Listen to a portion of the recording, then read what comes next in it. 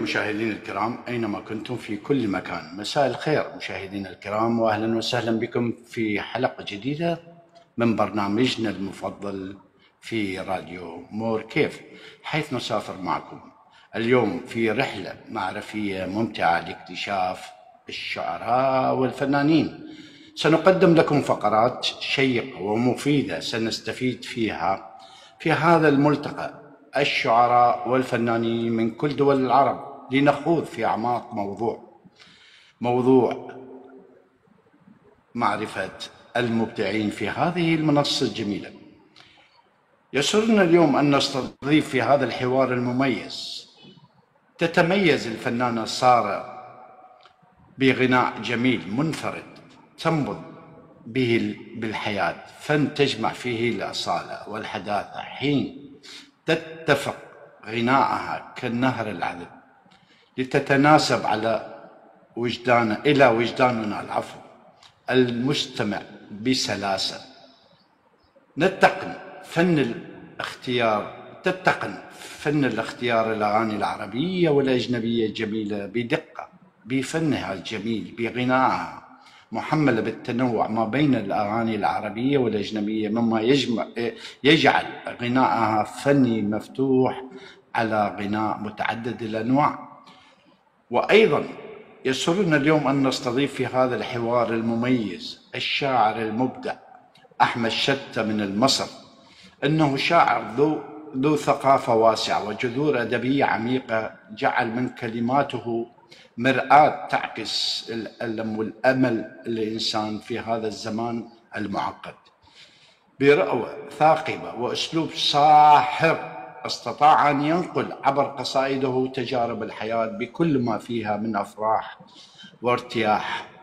نرحب بكم في هذا اللقاء الخاص مع شاعرنا الجميل أحمد شتة من مصر، والفنانة القديرة الجزائرية سارة عبير. إذا نرحب بضيفتنا، نبديها من النساء احتراما للنساء. ست سارة، تحياتي مساء لك الخير. من هذا تحياتي أستاذ صادق. شكرا. مساء الخير، مساء الأنوار، مشرفينا كلكم من الشاعر أحمد شتة أستاذنا المحترم صادق، وأنا كتير فرحانة أني معاكم وتذكرتوني، الله يحفظكم، يعني هذا شرف لي والله. أنت دائما في البال ست سارة. الله يخليك. نرحب بضيفنا القدير أحمد شتة، كل الحب والاحترام والتقدير لك باسمي وباسم المشاهدين. أهلا وسهلا. نرحب بكم، تفضل. يا أهلا بك أخي وصديقي الغالي الأستاذ صادق، اسم على مسمى. طبعا جمعتنا مع بعض لقاءات كتيرة، بس طبعا أنت في القلب وبنفتقدك كتير، وأنا بحييك وبحيي كل المشاهدين من مكانك هنا من منبرك الإعلامي هنا. بحيي كل الناس وبحيي كل الضيوف، وتحياتي ليك وتحية من القلب للجميع. نبديها من ست سارة. ست سارة، حدثينا عن نفسك، من هي سارة عبير؟ ويا ريت على المود الجمهور يعرف من هي سارة بنت الجزائر، البلد المليون ونصف شهيد. شكرا. أولا السلام عليكم. سارة أول شيء أم 3 أولاد، هاوية، أنا جست هاوية، يعني كتير بحب الغناء، وهذه يعني الحاجة الوحيدة اللي نلجأ لها لما بكون يعني في أسوأ حالاتي. عندي 42 سنة.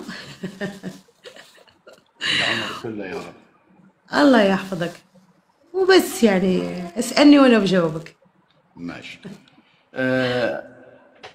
أستاذ أحمد الشاعر المبدع المصري، أنا بصراحة أنت صديق لي وست سارة صديقة لي.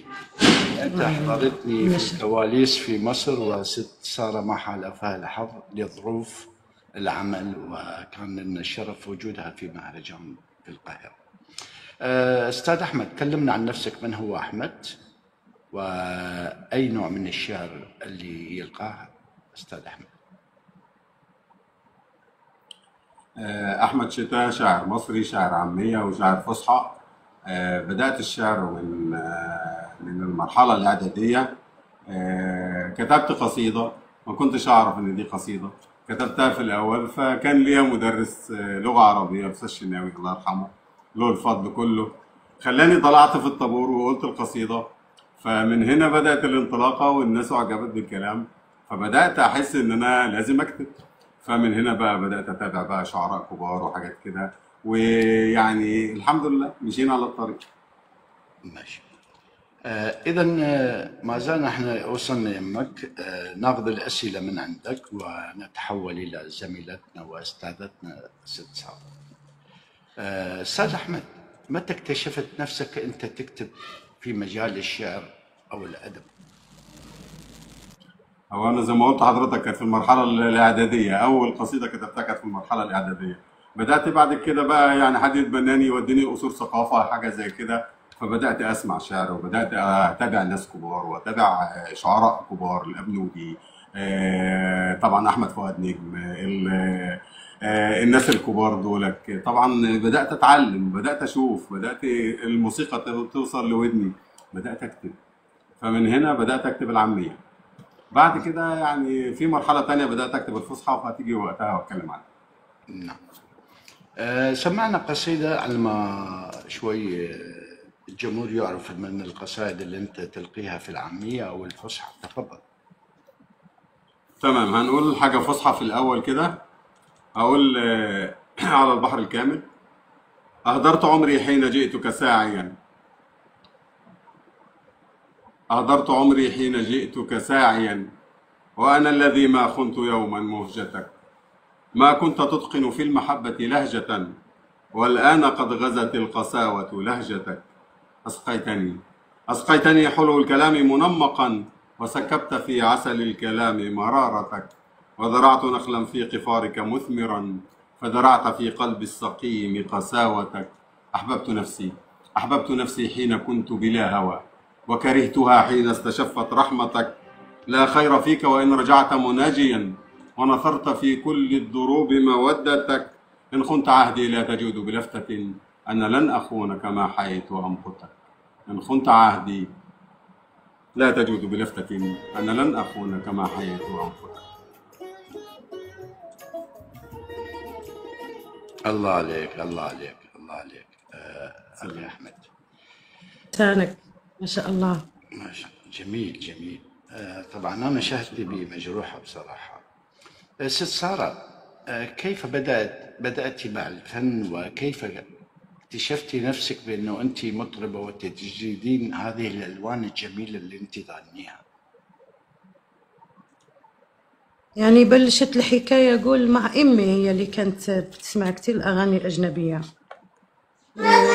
كنت بسمع. بس بعد ما كبرت سنة كان عمري 12 13 سنة اكتشفت موهبتي في عمارتنا، كان فيها صدى وهيك اشتغلت.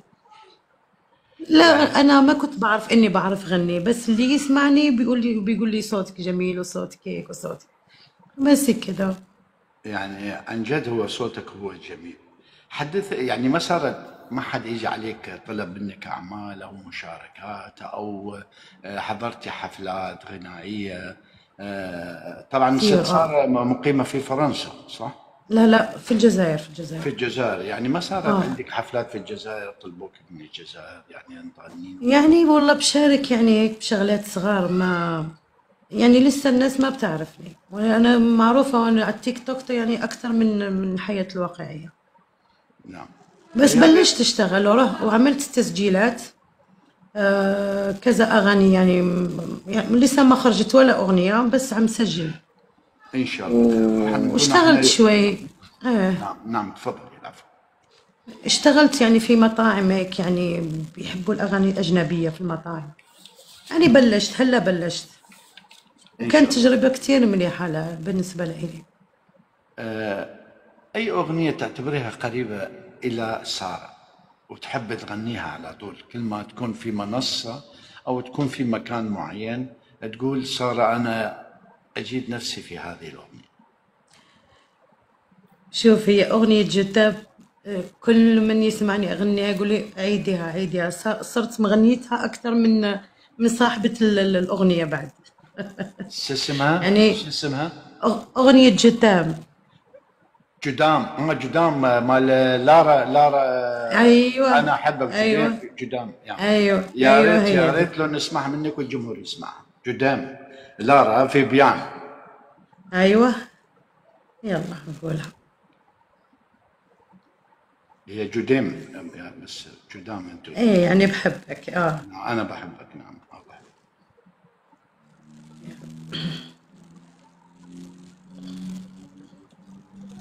بس ثواني.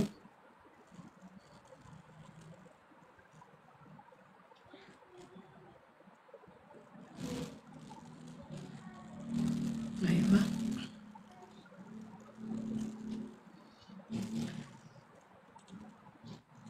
عم تتحمل.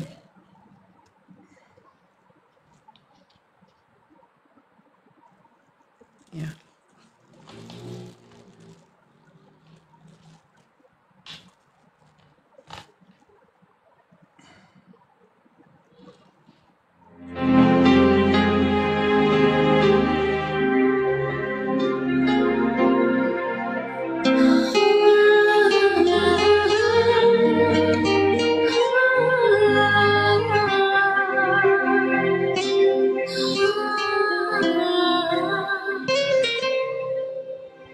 Car il existait d'autres façons de se quitter.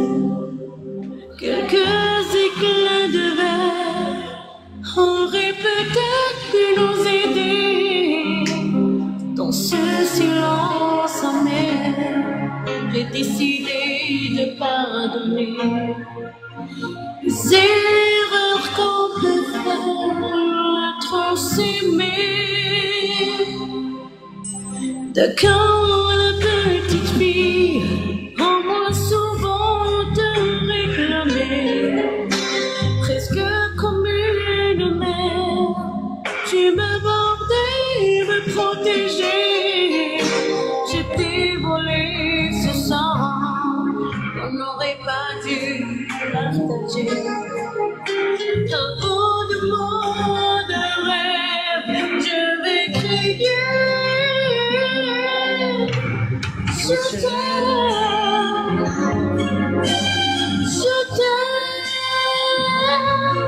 comme un fou, comme un soldat, comme une star de cinéma. Je t'aime, comme un loup, comme un roi, comme un ange. Je ne suis pas, tu vois, je t'aime comme ça.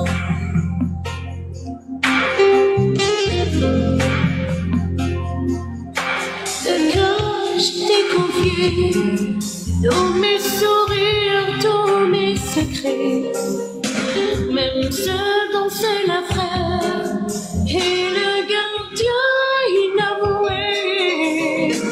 Dans cette maison de pierre, ça donne regarder danser.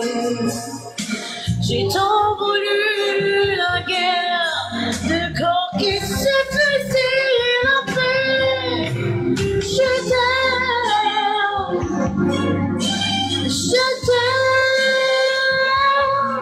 comme un fou, comme un soldat, comme une star de cinéma.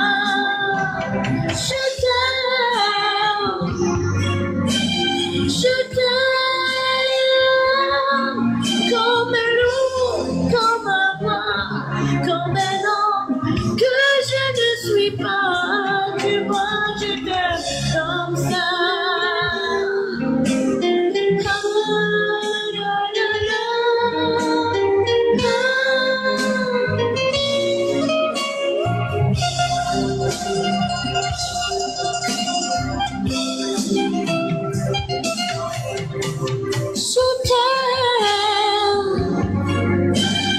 Je t'aime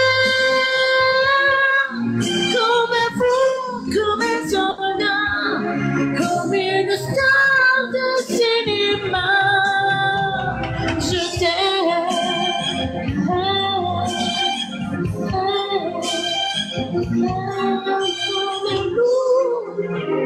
savoir. Maintenant, je ne suis pas.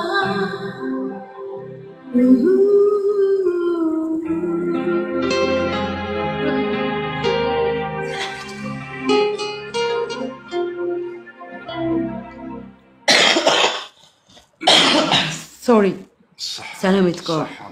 يمر أنا مرضانة شوي. احسنتي ولا يهمك، احسنتي. احسنتي يا القاء أستاذ. شكراً.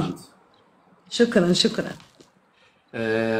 أبدعتي وما شاء الله عليك. يمر الشخص في حياته بعديد من المشاعر المرتبطة بالمواقف والأشخاص صح، الذي يتعامل صح. معهم، والحب هو أحد هذه المشاعر.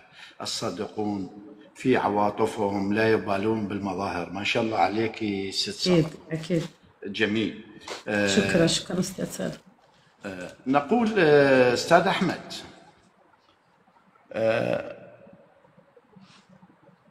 أنا ما أحب أتحدث عنك كثير لأني أنا أعرفك شخصيا وقعدنا في كثير من الجلسات.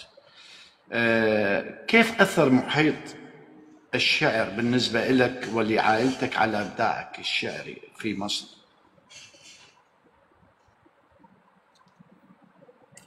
هو اكيد طبعا المحيط اللي انت موجود فيه لازم يأثر فيك. اولادك، اصدقائك، اهلك، طبعا كل الناس لازم بيبقى لها تأثير ايجابي عليك. اذا كان تأثير ايجابي او تأثير سلبي. انا كان بالنسبة لي كنت محظوظ جدا لان انا كان عندي اولادي يحبوا كلماتي ويطلعوا يقولوها لاصدقائهم ويقولوا لهم بابا شاعر. والدتي الله يرحمها كنت اقول القصيده لازم هي تسمعها قبل اي حد وتقول لي اذا كانت حلوه اخد رايها، اذا كانت حلوه فبتبشر بيها، اذا كانت وحشه تقول لي لا دي مش حلوه، دي مش عايزه تتظبط، اقول لها حاضر من عينيا. فده كان طبعا بيأثر فيا طبعا. والمحيط بتاعي اصدقائي دايما كانوا يقولوا لي انت مكانك مش هنا، انت مكانك فوق. فالحمد لله يعني كان تأثير ايجابي طبعا. نعم. من هم الشعراء الذي أثروا في تطوير أسلوبك الشعري؟ يعني هل هناك شخص ما دعمك أو أنت أثرت بشاعر قلت لا أنا أمشي على هذا الخط اللي هذا الشاعر أثر بي وألقي هذه القصائد أو أكتب هذه القصائد على هذا النمط؟ هو هقول لحضرتك من لم يشكر الله من لم يشكر الناس لا يشكر الله. نعم. انا في بدايتي كنت اكتب الشعر العاميه وكنت اكتب فصحى وليست عروضيا مظبوطه وليست وزن وقافيه وكده، لحد ما ربنا هداني لصديق الاستاذ هاني البريدي شاعر مصري جميل، والاستاذه ساميه ابو طابيه شاعره جزائريه لا يعلى عليها، شاعره لا يشق لها غبار. دول اللي غيروا في تفكيري وغيروني، خلوني بقيت شاعر فصحى. هم قالوا لي انت فيك الموهبه بس انت محتاج تدرس عروض وتدرس طبعا الوزن والقافيه والحاجات دي والبحور. فطبعا سمعت الكلام لان الناس دي طبعا عايزاني طبعا اكون كويس. فان شاء الله بامر الله والحمد لله ان ربنا اكرمني وانا بكون لهم الفضل ولهم كل التحيه في قلبي. بالنسبه لشعراء تانية في طبعا شاعر زي محمود زهيتر شاعر جزائري، شاعر عراقي. محمود زهيتر شاعر عراقي ولا اروع. الشاعر بسام عبد الوهاب من الجزائر حاجه لا بسام عبد الوهاب من سوريا قصدك؟ من سوريا قصدي من سوريا. اخي الغالي وشعراء رائعين. محمد مشلوف من الجزائر. الناس دي كلها لها يعني استاذ مكي من الجزائر. انت جبت طاري ساميه لا فضل يعني. قبل ما ننسى انت جبت طاري سيرة سامية ابو طابيه، باسمي باسمكم من حي سامية ابو طابيه، وهي صديقة عزيزة من جد. انا من مكاني. نعم. من مكاني هنا بقول لك هي استاذتي ومعلمتي حبيبي، هي والاستاذ هاني البريدي. ما هي القيم الأساسية التي تسعى لنقلها من خلال قصائدك أخي أحمد؟ الهدف الإنساني أهم شيء. طبعا كل قصيدة لها إطارها المعين أو لها الهدف بتاعها المعين. إذا كانت حماسية فهي طبعا شعر الحماسة معروف طبعا وأثر كتير، وأثر في قام ثورات وإلهاب حماس عند المقاومة وعند القصيدة الشعرية الزجلية الغزل، كل ده بيهدف لشيء معين. انا بالنسبه لي كتبت في حاجات كتير. انا ممكن اسمعك دلوقتي قصيده عن الوضع الحالي في نعم. الوطن. اوكي ثواني.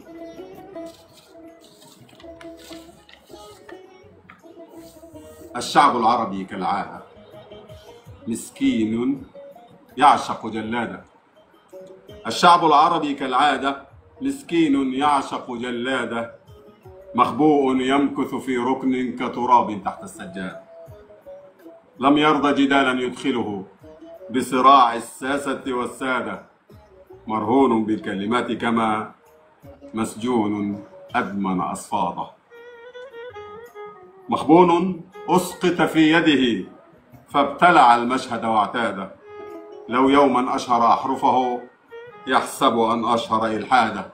اخرج من جحرك حدثني عن قط يأكل أولاده، عن شعب يرقص منتشيا في مأتم شعب وإبادة.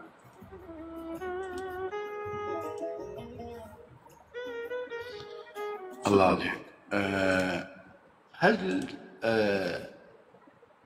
أستاذ أحمد، هل الشعر يغير من المجتمع أو السياسات عند الإلقاء؟ يعني توصل كلمته وعندما يلقي ويغير من السياسات والمجتمع؟ أكيد طبعا. يعني أكيد. قصدي كيف ترى دور الشعر في المجتمع العربي المعاصر، وكيف تؤثر الأحداث السياسية والاجتماعية على أعمالك الشعرية؟ هذا القصة. القصيدة اللي أنا قلتها دي تأثرا بالقضية بتاعتنا. ربنا ينصر إخواتنا كلهم، وخاصة إخواتنا في فلسطين. القصائد بتأثر بجد، بتأثر. يعني أنا في ثورة 25 يناير سمعت قصيدة لتميم البرغوثي، نزلت ميدان التحرير. يعني ده دور القصيدة. نعم، يعني قصدي أنا يستطيع الشعر أن يكون بناء في تغيير المجتمع. أكيد طبعا، أكيد. نعم. إذا رح ننتقل نسمع قصيدة منك وننتقل للست سارة. تفضل. طيب أنا هقول قصيدة بقى إهداء.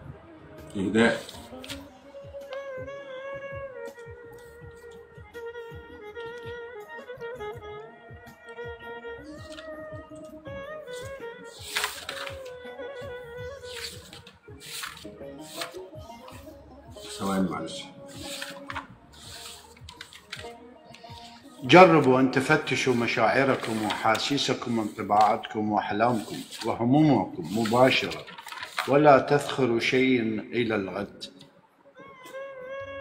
تفضل يا أستاذ. هقول إهداء لخطيبتي اللي هي موجودة معانا النهاردة. هقول لها إهداء.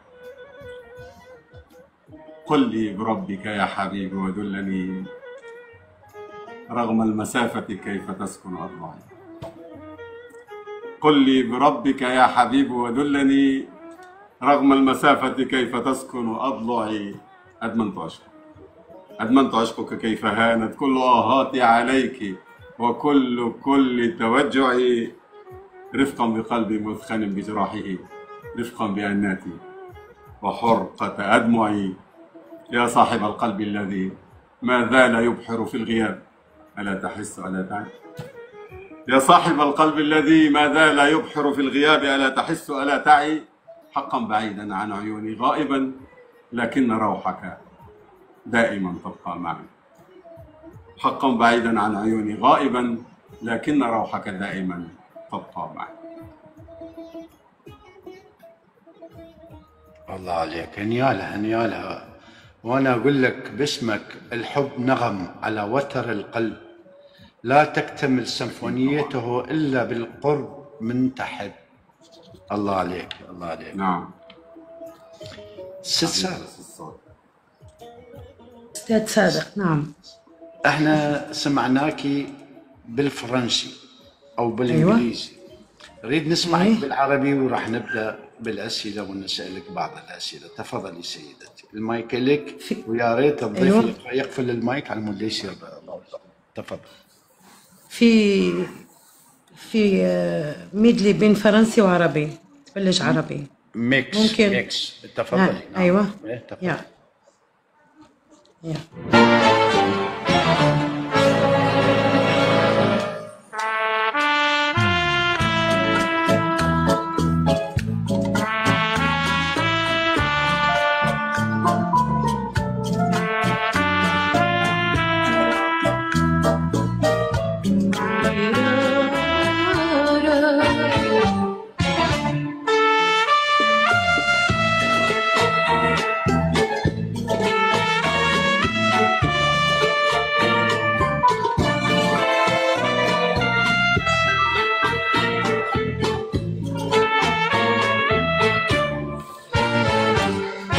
بيني وبينك يا هالليل في حب وغني، على بابي بتقعد يا ليل ونسهر ليلي. بيني وبينك في أسرار وبتعرف أحزاني، تبقى امرئ إلهك الدار ويلو ما إنساني. هي البيت العتيقة في على الطريقة في حد الزمان، يمكن بكرة الحبيب يمرق مثل الغريب ما يذكر اللي كان. بيني وبينك في أسرار وبتعرف أحزاني، تبقى امرئ إلهك الدار واللي ما ينساني.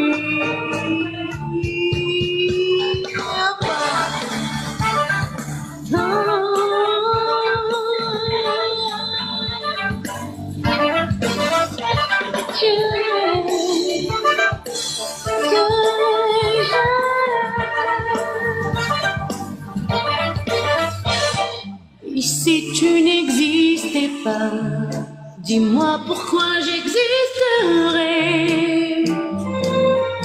pour traîner dans un monde sans toi, sans espoir et sans regret. Et si tu n'existais pas, j'essaierais d'inventer l'amour, comme un peintre qui voit sous ses doigts naître les couleurs du jour et qui n'en revient pas.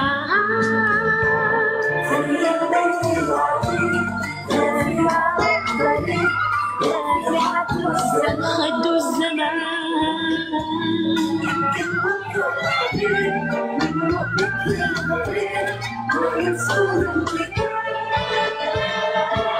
بيني وبينك في أسرار وبتعرف أحزاني، تبقى امرئ إلهك الدار ويلو ما ينساني. سلامتكم. احسنت يا استاذ. الله. شكرا. جميلة جميلة. ست سارة، تصدق استاذ من الشغل الى البث مباشره ما غيرتش. أنا أقول لك بصراحة صرت ستريس لأنه تواصلت معك ما ردت علي، قلت لا كل شيء ولا سارة ما تجي أنت تعرفين مقامك معزتك عندي. الله يحفظك الله يحفظك ربي يخليك. أنتم في القلب أنا مناسيكم، وإن شاء الله لنا مهرجان إن شاء الله يا رب. ستكونون كل المجموعة الجروب معي إن شاء الله بإذن الله إن شاء الله يا رب. إن شاء أنا الله. تعرفوني أوعد وأفعل يعني. صح. ست سارة، هل تعتبرين الغناء بالنسبة لك هواية أم وسيلة للتعبير عن المشاعر والأفكار يعني؟ والله بالنسبة لي شو أول شيء هواية يعني أكثر طريقة بعبر فيها على يعني الشيء اللي يعني بكل مرأة فيه ولا يعني اثنيناتهم. برأيك هل الفن يولد بموهبة أو يطورها بالممارسة؟ أعيد السؤال. آه برأيك هل الفن يولد بموهبته أم يطورها بالممارسة يعني؟ هو موهبة يعني، بس مع التمارين والممارسة راح يتحسن الأداء، يتحسن الصوت، يعني بتعرف في أسرار كثيرة بطريقة الأداء، يعني بتعرف الأسرار بتأدي أحسن. يعني هو بدباز يعني موهبة، وتتطور مع التمارينات والممارسة أكيد. نعم. أنا أشكرك. راح نتحول لزميلك أستاذ Thank أحمد you. ونسأله بعض الأسئلة. Yeah. شكرا لك. أستاذ أحمد، دا شوف الناس همنا ما شاء الله في عندك داعمين، واحنا نشكر كل الداعمين اللي يدعموك من هذه المنصة. أستاذ أحمد، كيف توازن بين الأسلوب التقليدي والتجديد في شعرك؟ هل هناك موضوعات معينة تجد نفسك تفضل الكتابة عنها؟ هو أنا كتبت في كل شيء، كتبت في كل حاجة، عن العادات والتقاليد والقيم، وكتبت عن القضية، وكتبت عن مصر، وكتبت عن حاجات كتير جدا جدا. ولكن المرحلة دي زي ما أنت عارف أخويا الغالي، أنت عارف قصتي كلها، فأنا الأيام دي بكتب الشعر الزجل أو الغزلي، بكتبه عشان المرحلة اللي أنا فيها. ادعي لي ربنا يتممنا على خير.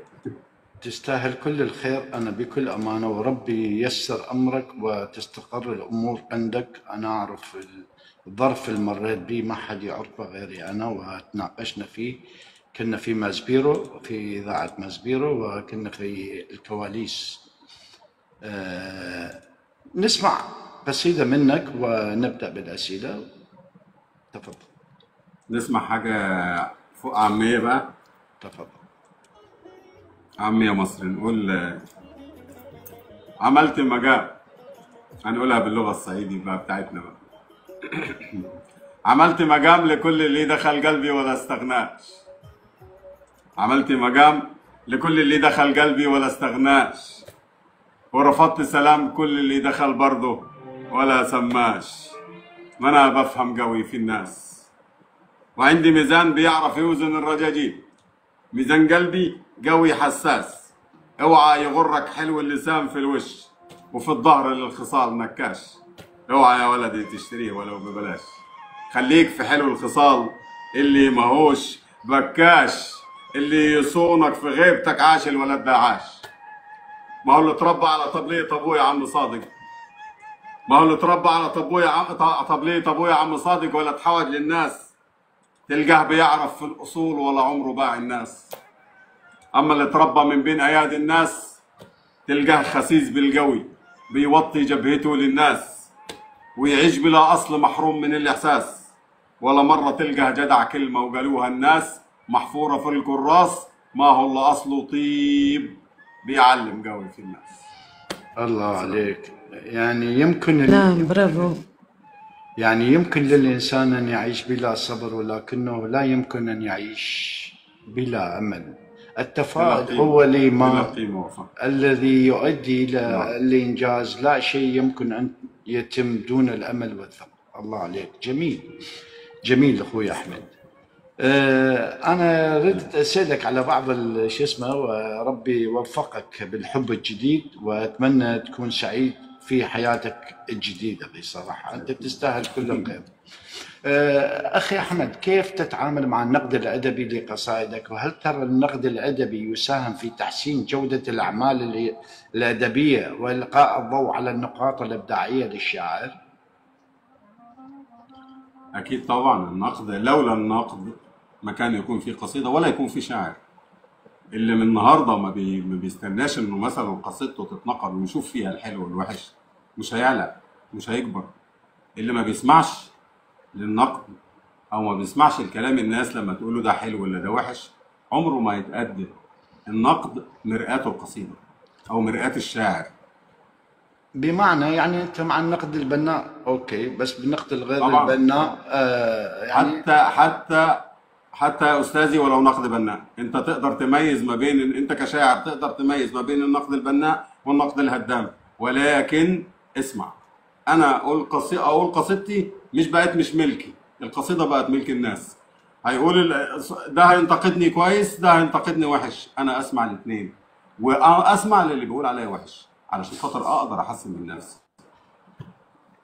مرة أنت قلت لي في الكواليس إذا تتذكر في باسبيرو كانت السوداني القصيدة، يعني كنت في مقابلة ولا يا ريت للجمهور يسمع منك، هي شغلة فكاهية يا ريت يسمعوها الجمهور، وكانت جلسة جميلة من أروع الجلسات الذي لا تنسى. طبعا طبعا طبعا. والمجموعه اللي كانت معانا مجموعه محترمه ومجموعه محترمين كلهم والله، وانت طبعا على راسهم حبيبي. السوداني قال للسوداني صديقه يا اخي اطلع قول نشره جويه الله يهديك. قال له يا اخي ما عندي يا اخي، انا ايش اعرف انا النشره الجويه؟ قال له انت اطلع قول النشره الجويه وبس. قال له والله يا اخي ما اعرف اقول النشره الجويه. قال له طيب انت خد الورقه والكلام يطلع ذاته حلو. قال له طيب. قام طالع الراجل يقول النشرة الجوية، هو ما يعرف يقول النشرة الجوية. قال السلام عليكم ورحمة الله وبركاته، النهارده زفت وهر، وبعد بكره زفت وهر، واليوم اللي بعده زفت وهر، والسلام عليكم ورحمة الله. خلصت النشرة الجوية. أحسنت أخوي. نسمع منك قصيدة ونتحول إلى زميلتك ست سارة، وتفضل. أقول إهداء برضه. يا من أحبك فوق كل تخيل، يا من أحبك فوق كل تخيل، أهواك رغم مراسم الأحزان. اليوم أكتب قصتي جهرا، فقد هدمت ظلال السر والكتمان. عاهدت نفسي أن أجافي مرقدي، وألا أضيع في هواك ثواني. آثرت تركي في هواك معذبا، ودخلت قلبي دون استئذاني.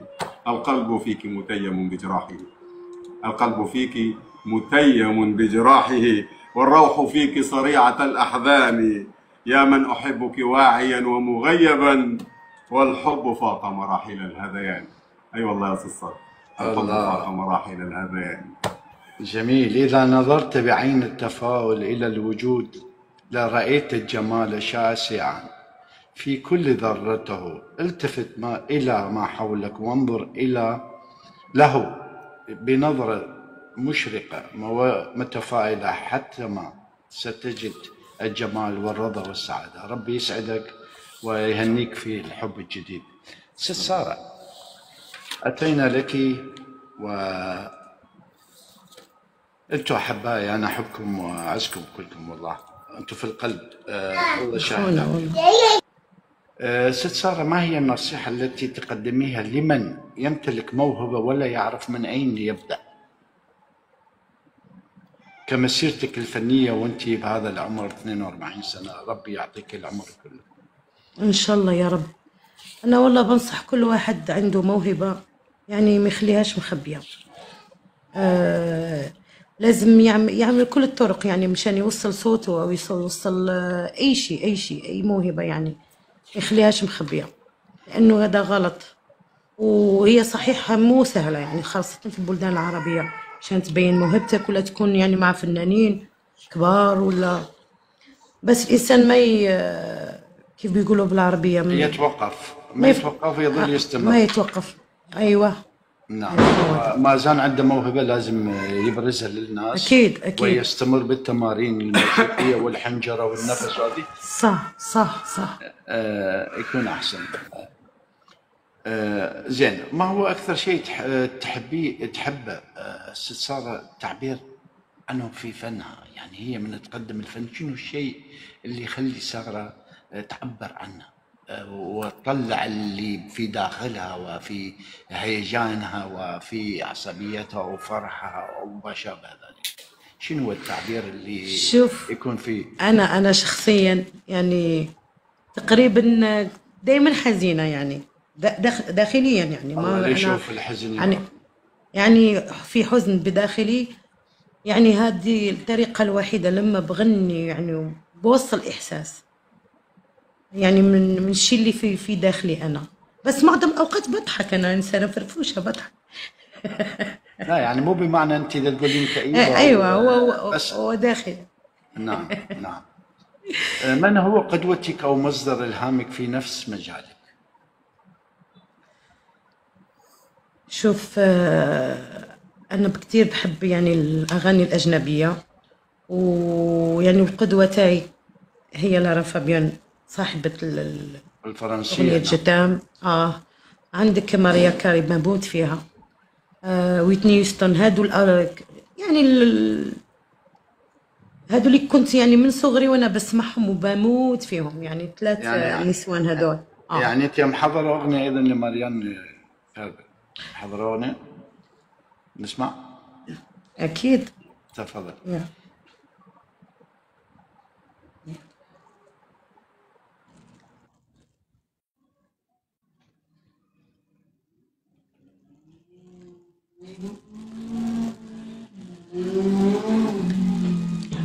اليوم عندي فوضى ما شاء الله.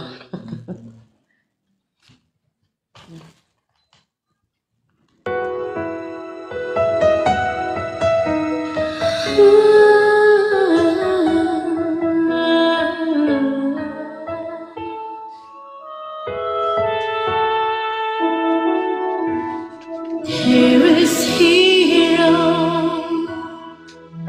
if you look inside your heart, you don't have to be afraid what you are.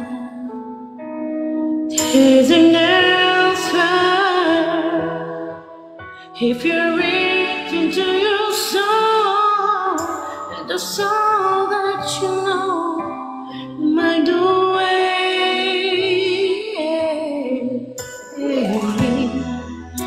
And a hero comes along with the strength to carry on, and you count your fears outside, and you know you can survive. So when you feel like hope is gone, look inside you and be strong, and you finally see the truth that a hero lies in you.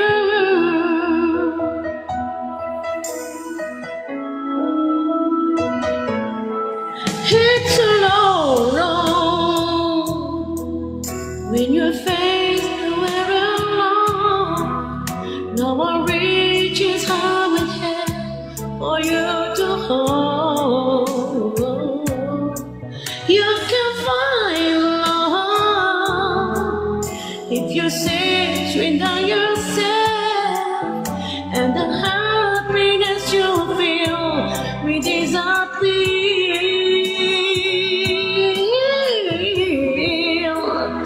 And a hero comes along with the strength to carry on, and you got your fears aside, and you know you can survive. So when you feel like hope is gone, look inside you and be strong, and you finally see the truth that a hero lies in you.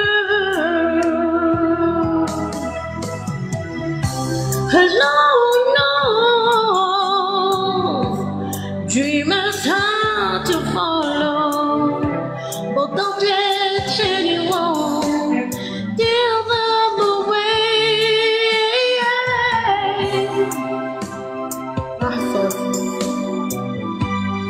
Love will be tomorrow. In time, you'll find the way. Yeah, and a hero comes along. Look inside you and be strong. Here's a sign, and you know you can survive. So when you feel like hope is gone, look inside you and be strong, and you'll finally see the truth that a hero lies in you.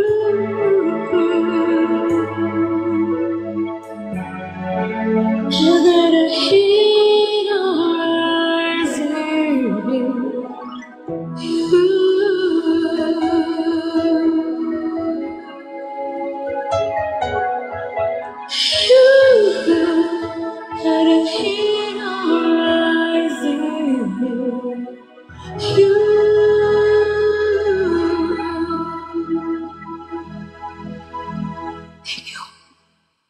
الله عليكي. أنا عندما تعبانة ومش محضرة حالي، سامحوني يعني. أنا أشكرك، أنا أعرف صوتك الحقيقي، وأنا تكلمت ثانك معك وكتبت 4 سطور على مجاراة حديثك.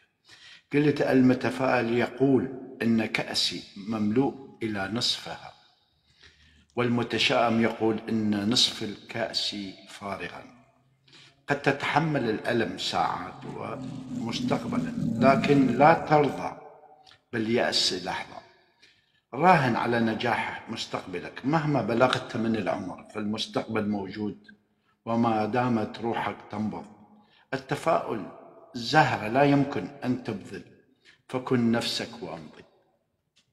هاي العبارة كتبتها لك، تستاهليها، ويا ريت ثانك يو سو ماتش. تستمرين هاي بالعمل. تستاهل. شكرا لك. العمر حسنك هو أستاذ مجرد والله. رقم.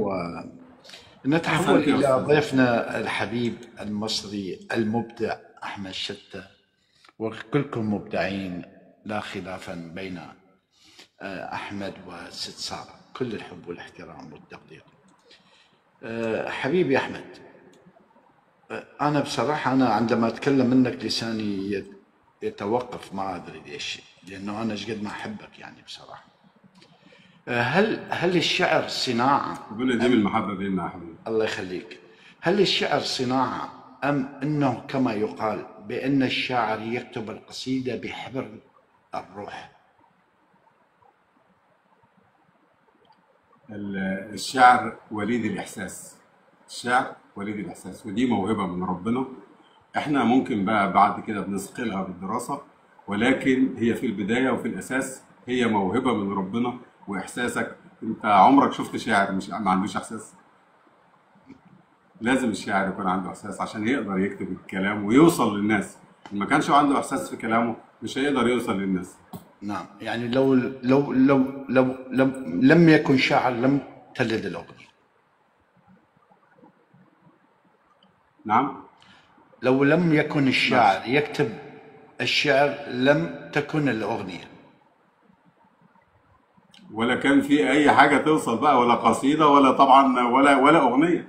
والاغنيه ايه؟ هما دايما اللي بيكتب الاغنيه الناس ما بتبصش مين كاتب الاغنيه، بتبص مين حتى الملحن ما بيبصوش مين الملحن في زماننا ده، بيبصوا النهارده مين اللي بيأدي الاغنيه. لكن الكلمات طبعا مكمله، وهي الاساس اللي انت بتبني عليه.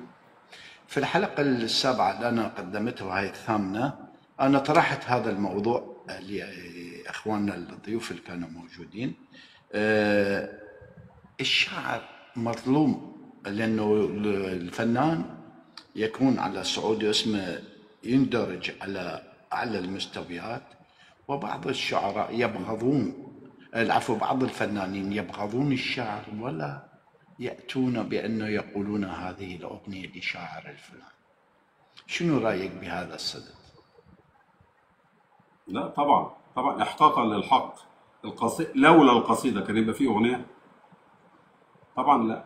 يعني طبعا احقاقا للحق. يعني المطرب يقول دي كلمات قبل ما يقول دي كلمات الشاعر فلان الفلاني. يعني حتى هنا الملحن والموزع وكلهم مبغوضين حقهم من قبل الفنان. هل تعتبرها هذه أنانية؟ هل تعتبرها هذه أنانية من الفنان، أو هو يتعمد بأنه ما يجي؟ هي مش، أنا ممكن ما سميهاش أنانية عشان نبقى نحسن الظن بالناس، ولكن أنا عايز كل فنان النهارده يكون على قدر المسؤولية. الشاعر بيكتب كلماته، المغني أو المطرب بيقول دي كلمات فلان الفلاني، لازم يقول دي كلمات فلان الفلاني، لأن الناس لازم تعرف مين صاحب الأغنية الكلمات دي. يعني فضل شاكر لما غنى الأغاني اللي عملت ضجة دي كلها، حد عرف دي كلمات مين؟ لا. عرفنا لأنها أغاني فضل شاكر. مين بقى صاحب الأغاني؟ صاحب أتحدى 2 أو 3 أو 4 ممكن يكونوا عرفوا مثلا دي كلمات مين؟ نعم. ما هي أقرب قصيدة لأحمد شتة؟ ما هي أقرب قصيدة لأحمد شتة؟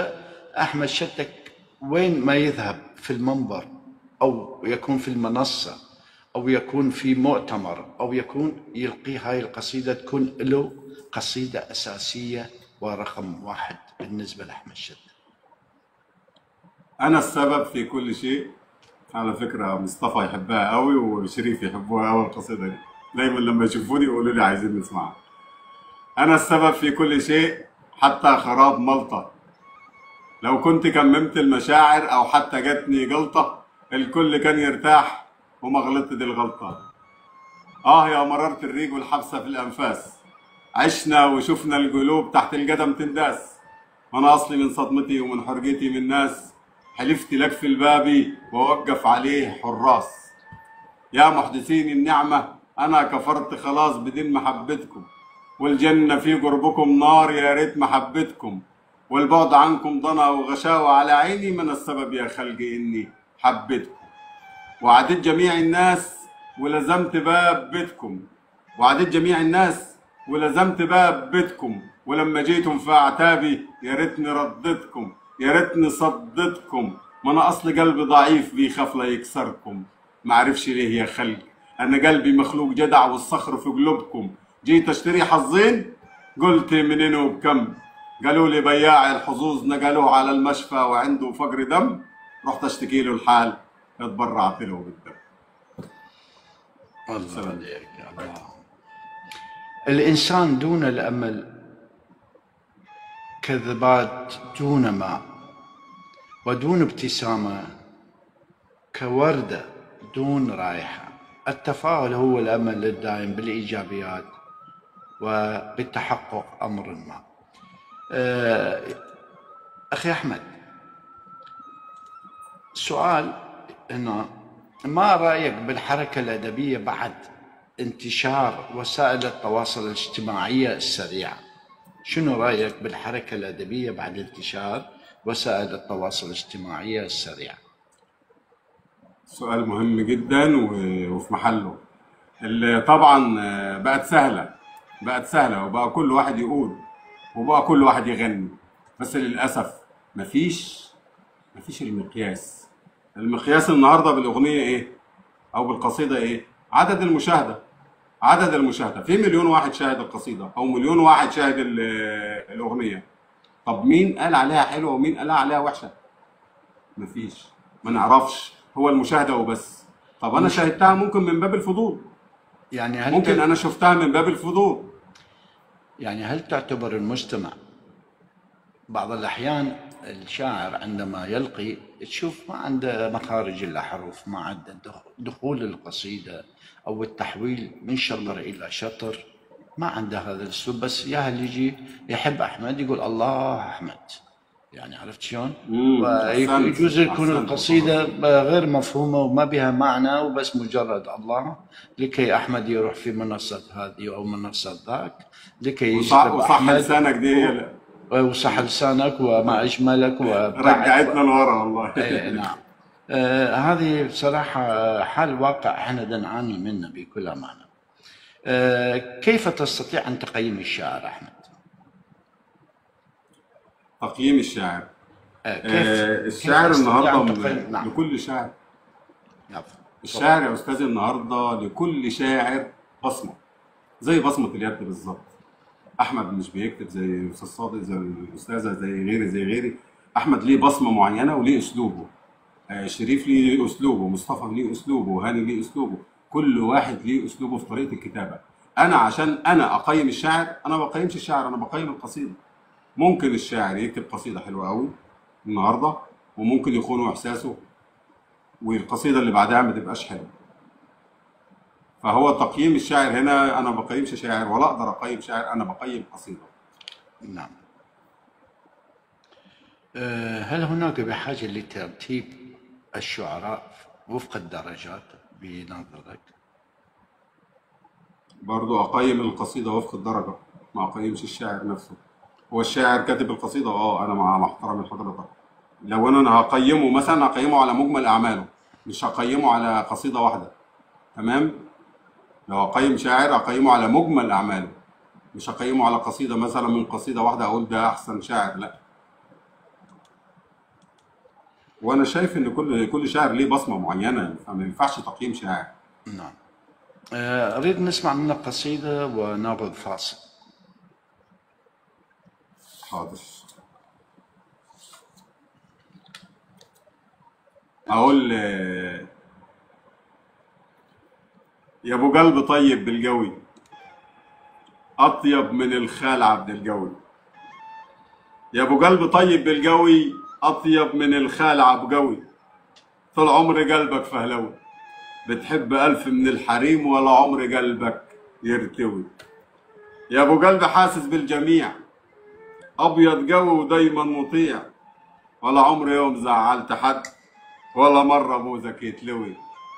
يا ابو قلب طيب بالقوي تبعد عن اللي يزعلك وتقدر اللي يقدرك، ولا ليك في قولنا وقال ولا حتى ليك في الحنجله. والمره حسيت بالمرار في الركن على طول تنزوي. يا ابو قلب طيب بالقوي الدنيا على طول تحدفك ولا هن عليها تنصفك. عالشط دايما خطوتك والموجة عالية بتجرفك. مقدف ابوك صابه العطب والمركبة شايلة الحطب، مكسور شراعة وملتوي ولا حد ليك راح يحتوي. يا ابو قلب طيب بالقوي اطيب من الخال عبقوي. سلام. الله عليك الله عليك الله عليك. مشاهدينا المستمعين والكرام، انتظرونا بعد الفاصل وسنواصل. تحياتي لكم كل الحب، انتظرونا.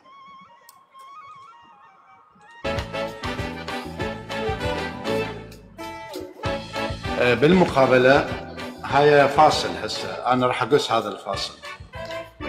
من أنت تتكلم ما بي هنا ماكو صحة لسانك وهاي الشغلات، يعني شلون؟ راح ناخذ ست سارة بعد الفاصل. هاي الساعة الأولى انتهت لأنه الفيديو يصير ساعة وأرتب يصيرون شو. أوكي. مدمن السيجارة ده. نشرب عادي؟ نشرب عادي يعني؟ اي بس على مود الفاصل هسه. انا اتصلوا علي بالشغل استاذ صادق. يعني نقدر نكمل معك ولا؟ اكيد اكيد.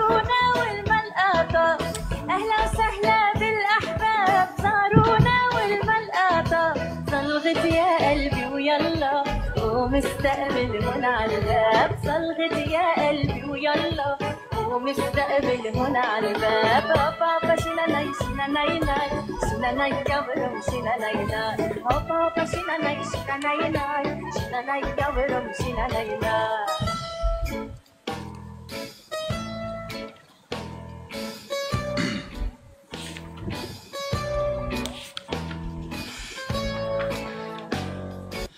مشاهدينا الكرام، رجعنا لكم مرة أخرى وتحياتي لكم من إذاعة راديو مور كيف. أنا الإعلامي صادق العراقي، وأنا رحب بضيوفنا مرة أخرى الأستاذ أحمد شتة والأستاذة سارة عبير. ست سارة. ايوه استاذ. معايا. هل شاركتي في فعاليات ومسابقات وكيف كانت التجربة؟ والله كل مرة بيطلبوا مني بشارك، بس شاركت من شي أسبوعين أول مرة في مسابقة، وأنا أخذت أخذتها ونجحت بالمسابقة وفرحت كتير. يعني كانت تجربة منيحة، يعني المنافسة كانت شيقة يعني. زين، ما هي المهارات الأخرى التي ساعدتك في تطوير موهبتك؟ أرجع عيد لي السؤال. ما هي المهارات الأخرى التي ساعدتك على تطوير موهبتك؟ أنا شوف يعني ما هو الشيء الذي ساعدك بأنه أنت نميتي الفن بتاعك؟ والله تطبيقات يا أستاذ صادق، التطبيقات الغنائية ساعدتني كتير كتير كتير كتير.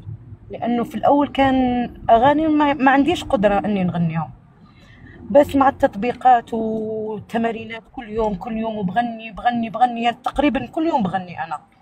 أول المفروض تمرين الحنجرة 2 3 باليوم. نعم. لازم صح. طب ما هي البيئة المناسبة للعمل لك؟ ما هي البيئة المناسبة للعمل لك؟ وما هي المناسبة للعمل بالنسبة لك؟ والله يا أستاذ أنا لحد الآن ما زال ما لقيتش يعني بيئة مناسبة من الآخر. ما لقيت. هل لديك موهبة لا أخرى غير الفن؟ هل لديك موهبة أخرى غير الفن؟ هاني رايحة بشتغل موهبة الحلاقة وهي من صالون الله وعمري حلاقة. ما تعلمتها. ما شاء الله شوف عندك عليك. الغناء والحلاقة يعني عمري ما تعلمتها في حياتي. جميل. لقيت حالي يعني بشتغل شيء يعني شيء كثير منيح والكل يعني بيمدحني في عملي والله من الله. نقدر نسمع منك أغنية وأنت أعرف ما عندك أجهزة يمك بدون ايه آلات موسيقية، تفضل. وش نقول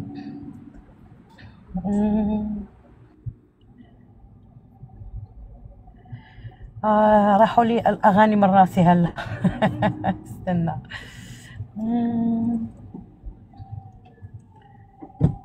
وي Je te regarde parler avec les gens. Tu me sembles si léger, même transparent.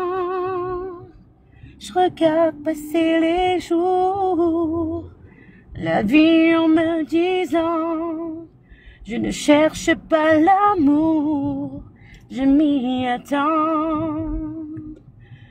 Je te regarde t'amuser, je fais semblant,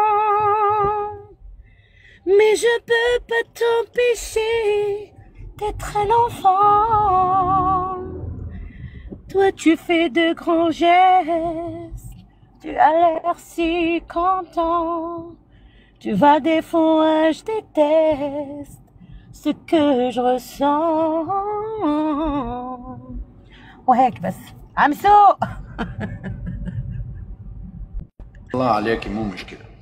ست سارة، هل واجهت ست سارة صعوبات في طريقها، وما هي أبرز الصعوبات اللي واجهتها في مسيرتها ست سارة؟ والله واجهت كتير كتير كتير، وبتعرف يعني من غير ما اذكر يعني المشكلة الكبيرة خاصة اللي تصير مع النسوان وفي العالم الفني في أشياء كتير يعني مو مليحة بالآخر، فاهم؟ والإنسان المحترم واللي عنده مبادئ ما بيعيش في البيئة الفنية بالآخر يا أستاذ. يعني أكتر شيء يعني لقيت فيه صعوبة. نعم. هل فكرتي أتمنى في أن تحويل يتم. هل فكرتي في تحويل فنك لمشروع أو مصدر دخل؟ لا لا لا لا لا لا أبد؟ يعني ما فكرتي أبدا تحولين الأغاني يعني لا والله تحولين لمشروع؟ في ناس يعني يقترحوا علي حتى أعراس، يعني نقدر نغني أغاني أعراس جزائرية وهيك شيء يعني بدخل به بس لا ما أنا بحب الفن فن يعني مش زين. حدثينا عن لحظة شعرت فيها بالفخر بسبب موهبتك، وما الذي يجعل موهبتك مميزة مقارنة بالمواهب الأخرى؟ الشيء المميز يقولوا لي لما تغني سارة بنحس سارة اللي تغني، يعني ما تقلديش ولا يعني فاهم ازاي. يعني شيء بيفرحني والله كي نسمع ناس اني نعجبهم، ولا هذا الشيء هو اللي يخليني نفتخر. والله احنا الفخر بيكي، وانا افتخر بيكي لانه انت من الاصوات ربي يحفظك الجميله ربي يحفظك. احنا راح ناخذ استاذ احمد، يلا وانت يعني ما توصلين ان شاء الله كنا ان شاء الله. اوكي خليكي معنا لا تروحي ست سارة. احنا سالناك قبل الفاصل استاذ احمد، قلنا ما رايك بالحركه الادبيه بعد انتشار في وسائل الاجتماعيه السريعه. ما هي وظيفة الشاعر في تصورك، وهل ما زالت القصيدة تحقق الحضور المطلوب منها أستاذ أحمد؟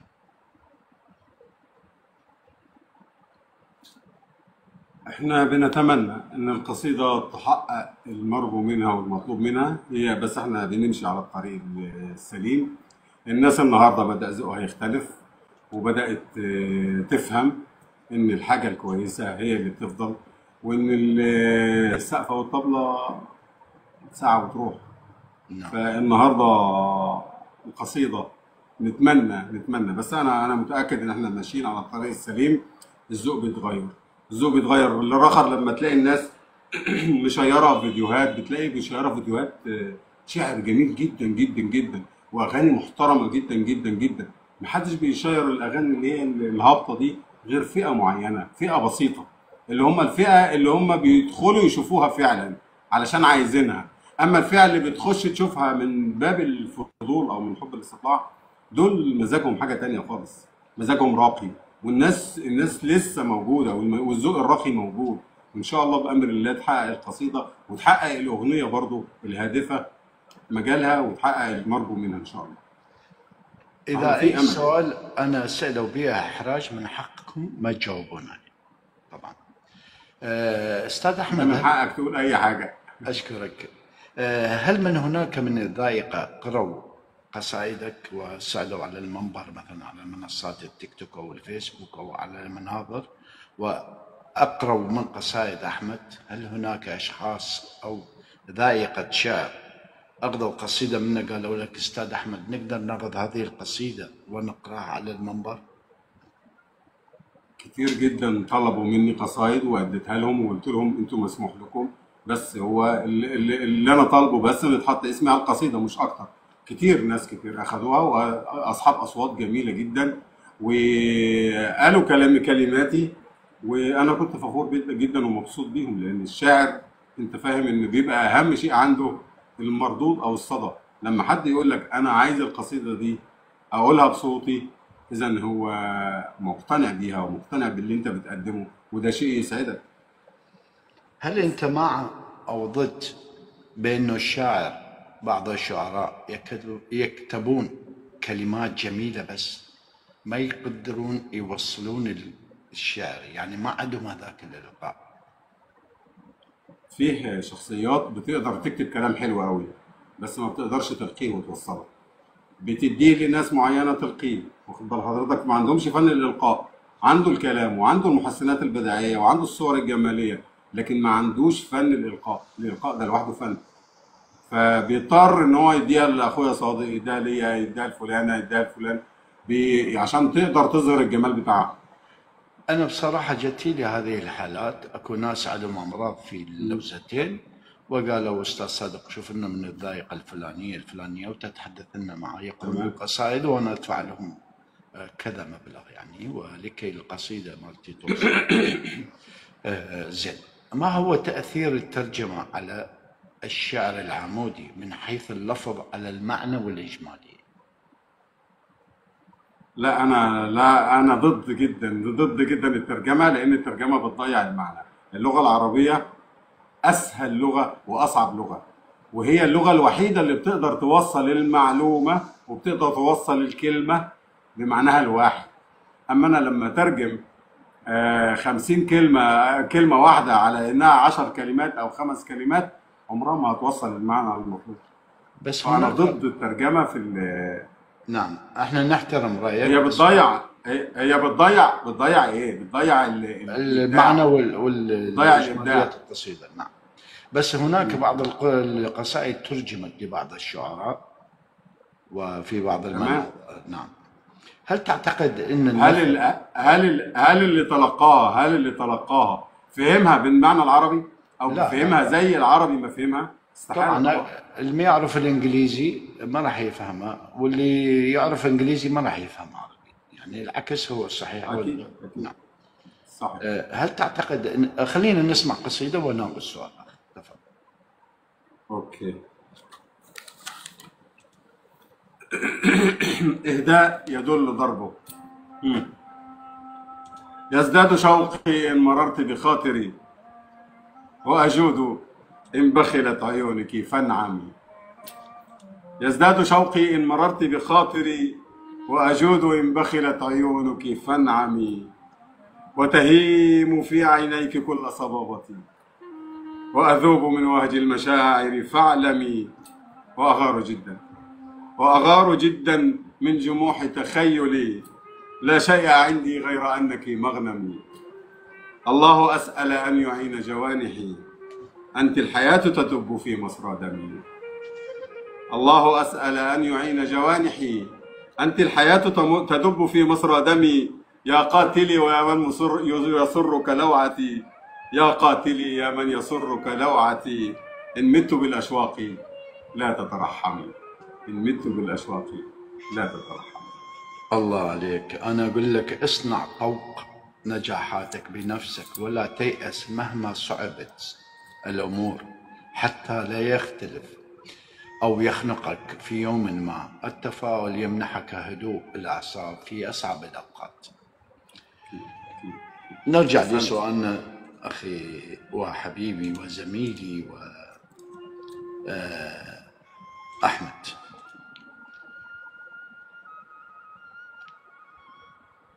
هل تعتقد أو ما رأيك بالمسابقات الشعرية ومدى نزاهية لجان التحكيم، وما هو رأيك بالألقاب التي يتبناها الشعراء ويطلقونها على أنفسهم؟ هذا سؤال مهم وجميل أخي. جدا جدا جدا، ما أنا ضحكت ساعة ما سمعته. أنا هبدأ من تحت بقى، هبدأ من تحت لفوق. خلي عيد السؤال الشعراء اللي بيطلقوا على واضح. خلي عيد السؤال على مود يكون واضح للمستمع. اتفضل. ما رأيك بالمسابقات الشعرية، وما مدى نزاهية لجان التحكيم، وما هو رأيك بالألقاب التي يتبناها الشعراء ويطلقونها على أنفسهم؟ هبدأ من تحت لفوق. الشاعر اللي بيطلق على نفسه شاعر هو مش شاعر، ده في البداية. اللي بيقول على نفسه أنا شاعر وأشعر الشعراء هو ليس بشاعر. خلي الجمهور يا أخي هو اللي يقول إن أنت شاعر. خلي الناس يا أخي هي اللي تقول إن أنت بتكتب، إن أنت راجل شاعر. الحتة التانية اللي احنا بنتكلم فيها اللي هي بتاعت المسابقات الشعرية، أنا يعني لا أثق فيها نهائي، لا أثق فيها. لأن اللي على الساحة، الناس اللي على الساحة موجودين قاصدين شو، ما بيبصوش. وغير كده كمان غير يعني أقول غير مهنيين. أنا أجيب النهارده واحد لا يفقه عروض ولا يفقه القافية ولا الوزن، ويجي النهارده يحكم ما بيني وما بين واحد وبين واحد وبين واحد. لا طبعا. صحيح. المهنية مش موجودة، والمصداقية كمان مش موجودة. يعني أنا هقول لحضرتك على حاجة. أنا وأضيف على كلامك، قاطعك أستاذ أحمد، أضيف على كلامك. يصير ميول، هذا يعرف أحمد وهذا ما يعرف أحمد، ويصير ميول. ولهذا السبب في هذه الحالة الشاعر الكاتب الجيد ده يسقط في هذه. حتى في المسابقات الفنية ده تحصل هذا الشيء. الثالث هو الأول والأول هو الثالث، ويجوز ما يصلح لأول مع الأسف، لأنه لبلد فلان أو يصير عند مثلا كمثلا الدولة هي نسبتها أكثر كنسبة الشعب، يعني كملايين، والآخر 4 ملايين يشوف دي ياخذ تصويت، هذا أكثر من هذا. مع العلم هذا المغني أفضل من هذا اللي عنده، لأنه بس التصويت، لأنه نسبة الشعب الموجود في البلد هي اللي تخليه ينجح الفنان. مع الأسف هاي الظاهرة. ما يقيمون الفن، بس يقيمون لأنه هذا من بلده لازم يصير الأول، ودي يصير تصويت صح. عليه أكثر من هذه. تفضل اكمل فكرتك أخي. وأنا كملت الفكرة ووضحت إن أنا ما عنديش مصداقية فيهم. هو في إنسان واحد فقط أنا لما عاشرته عرفت إن اسمه على مسمى، هو صادق العراقي. أنا أشكرك. إذا رح نتحول أستاذ سارة، إذا معنا نتحول إلها، نسمع قصيدة منك ونتحول أستاذ سارة. تفضل أستاذ. أوكي.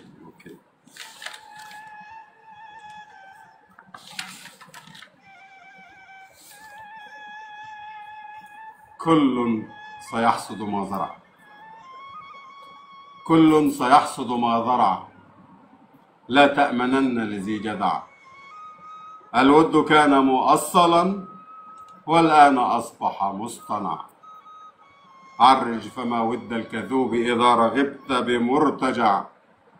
من خان عهدك عن غرور لا ترم منه الورع. من خان عهدك عن غرور لا ترم منه الورع.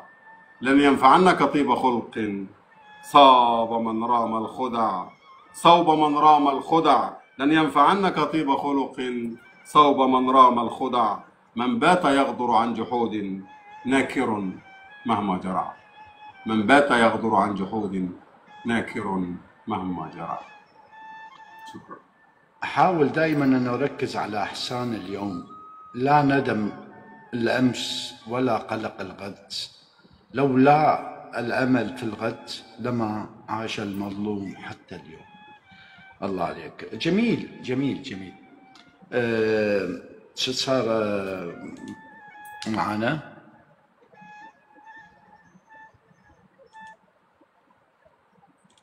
إذا نكمل بعض الأسئلة. ست سارة معنا جهزت؟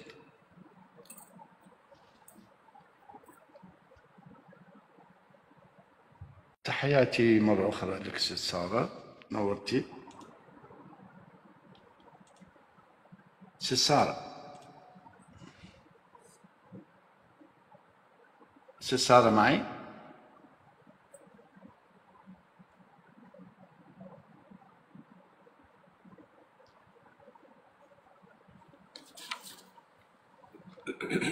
إذا نرجع لك أستاذ أحمد. اوكي. ست سارة جاهزة. هي أسئلة كثيرة.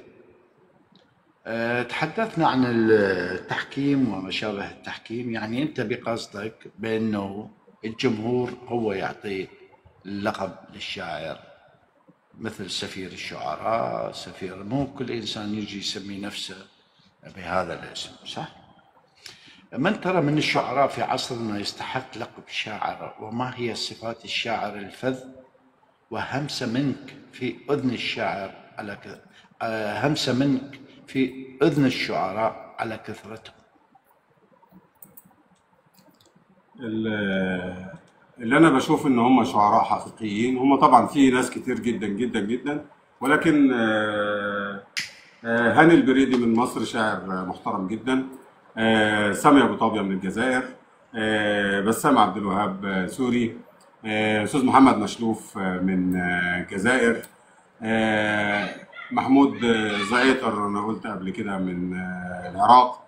المجموعه دي انا محببين جدا جدا الى قلبي. كان في كمان شاعر القس ايليا جوزيف من الشعراء والناقدين جميل جميل جميل جميل جدا جميل. وحتى انا بقول لك على اللي انا يعني معايا على طول، رجل انا اعرف معايا موجودين على طول يعني. انا من احس في قصيده هي غير صحيحه بصراحه، اخذها واعملها واقول له دقق لي مع ورايا وشوف لي القصيده هذه بها اشكال، وهو رجل متعاون معنا كثيرا. سؤال اخي احمد، ما رايك بمكانه المراه العربيه؟ هل نالت حقوقها ام انها ما زالت تعاني وينقصها الكثير؟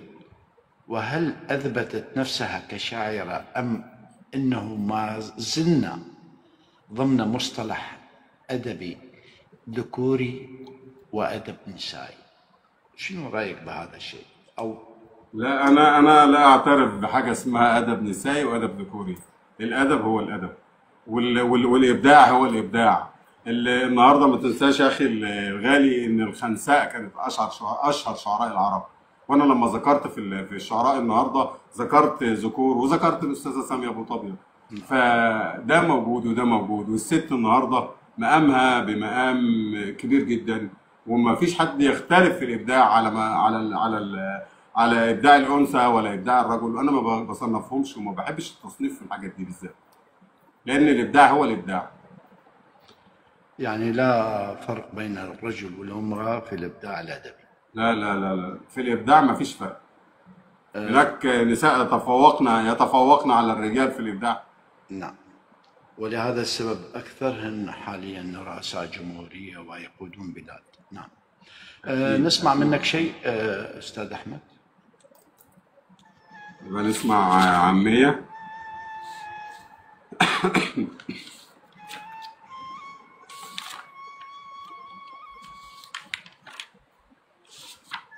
هقول العمر قبلك لحظة وتعدي، العمر قبلك لحظة وتعدي، والوقت بعدك ساعة ما بتمشيش. وأنا كنت قافل بابي من بدري، دلوقتي بس قررت إني أعيش. ولا شيء في مرة عمره فرحني، ولا عشت فيها مرة لحظة طيش. وأنا عمري كله يتحسب لحظة، وأنا عمري كله يتحسب لحظة. سحر العيون خلاني من المهاويس، عمال أغني غنوة منسية. يكفى بربك دلع وكفاية ملغية، أنا قلبي مني اتخلع. خبي العيون دية، خبي العيون يا حلوة وتلمي، خبي العيون يا حلوة وتلمي. قلبي الضعيف اتسحر، متقربيش يمي. هين عليا اخطفك واروحك لامي. خبي العيون بقى خلينا ناكل عيش. هو حنينك كده في همسة من صوتك، غير حدود دنيتي، خباني في سكوتك. وانا كنت فاكر نفسي متلجم، ولا يوم هيجي عليا في مرة واتكلم. لكن عينيك السبب، خلوني طاير فوق، خلوني طاير في السماء، خلوني اطير في السماء من غير جناح ولا ريش. العمر قبلك لحظة وتعدي، والوقت بعدك ساعة ما بتمشيش. سلام. الله. وأنا أقول لك جربوا أن تفتشوا مشاعركم وإحساسكم وانطباعاتكم وأحلامكم وهمومكم مباشرة، ولا تذخروا شيء إلى الغد. مهما هددني الغد بالفراق، وقف لي المستقبل بالمرصاد، متواعدا بشتى أحزان طويلة سأظل أحبك. الحب نغمة على وتر القلب، لا تكتمل سيمفونيته إلا بقرب من تحب. سؤال آخر أخي أحمد، يا ريت أسئلتنا ما تكون ثقيلة عليك. لا يا حبيبي، انت قول اللي انت عايزه وانا مستعد معاك. حبيبي، هل انا هناك مبسوط معاك. الله يخليك، أشكرك. هل هناك فارق بين شعراء المهجر وشعراء المقيمين في الوطن العربي من حيث الإحساس والشوق والحنين والتأثر بكلمة بين قوسين وطن؟ الوطن. هو شاعرنا الكبير معروف الرصافي قال ايه؟ لا يخدعنك هتاف القوم بالوطن، فالقوم في السر غير القوم في العالم. كل واحد بيحب بلده بطريقته، وكل واحد بيشتاق لها بطريقته. في ناس بتهتف قوي قوي قوي وتقول وطني وبلدي وبلدي، وهم اساسا مش بيحبوها، هم بيحبوا مصالحهم. لكن الحقيقي اللي بيحب بلده وبيحب وطنه بيحبه من جواه وبيحبه بصدق، وما بيتكلمش كتير، بيحبها في صمت. وكل واحد بيحب بلده بطريقته او بيحب وطنه بطريقته. الله عليك على الرد. هل لك من متابعة جيدة لما يدور على المسرح السياسي اليوم؟ انا لو اتكلمت في السياسه، لو اتكلمت في الاطار ده او المنظور ده مش هسكت. بس انا هلخصها لك في حاجه بسيطه، يعني حاجه بسيطه جدا. منظوري انا للوطن العربي. يعني احنا عندنا ايران لها مشروع قومي، عندنا تركيا لها مشروع قومي، عندنا الكيان اللي ما يتسموش عليهم مشروع قومي. طيب احنا فين مشروعنا القومي؟ فين المشروع القومي العربي؟ فين السوق العربية المشتركة؟ فين المشروع بتاعنا القومي اللي نقدر نتكلم بيه؟ ده ملخص المشهد السياسي. طب من هو عدوك اللدود في الحياة؟